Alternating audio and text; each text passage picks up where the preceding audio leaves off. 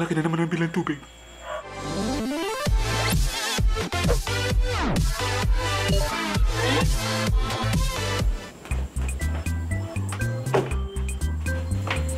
Palagi na lang ganyan. Mas malaki pa yung bilang tubig kaysa kuryente.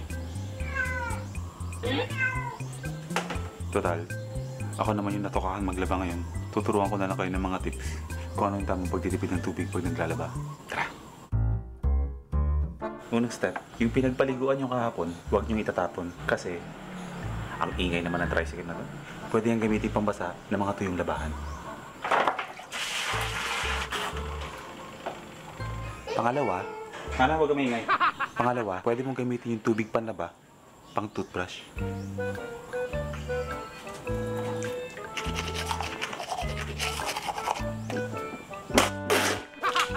Diba? Ngayon, habang umiikot yung washing machine, pwede ka magkape. At dahil sa sobrang dami ng labahin, mapaparami ka ng kape. Ngayon, yung tubig dun sa washing machine, pwede yung pang-refill ng tubig para sa kape mo. Refill ng kape ko.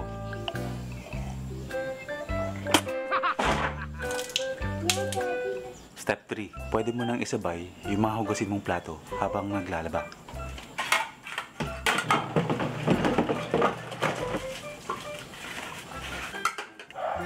Di ba? Pang-apat, pag maliligo ka, pwede mong gawing panligo yung tubig sa washing machine nang hindi nasasayang. At pwede pang gamitin. Kaya siguraduhin nyo lang na yung binubuhos ng tubig, sumushoot din dito. Kasi pagkatapos yan, yung tubig na to, ibabalik nyo ulit sa washing machine. At ito yung pinakahuli, yung pagbabanlaw.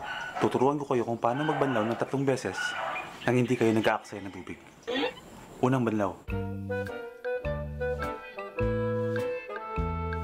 Para sa pangalawang banlaw, ang gagawin nyo para makatipid kayo ng tubig kasi 3 beses ka pwede magbanlaw ng labahan para hindi mangamoy sabon yung damit. Ngayon, para makatipid ka, pagkatapos ng unang banlaw, ibabalik natin yung labahan natin dun sa pinagbanlawan natin. Babanlawan natin ulit.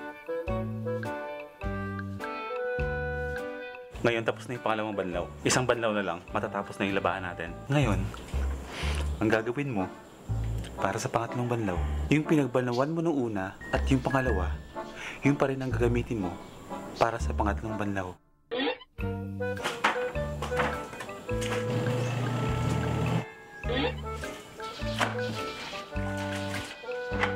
So, tapos na. Pwede na isampay yung mga nilabang ko. So, sana may natutunan kayo sa mga tips na binigay ko kung paano magtipid ng tubig pag naglalaba.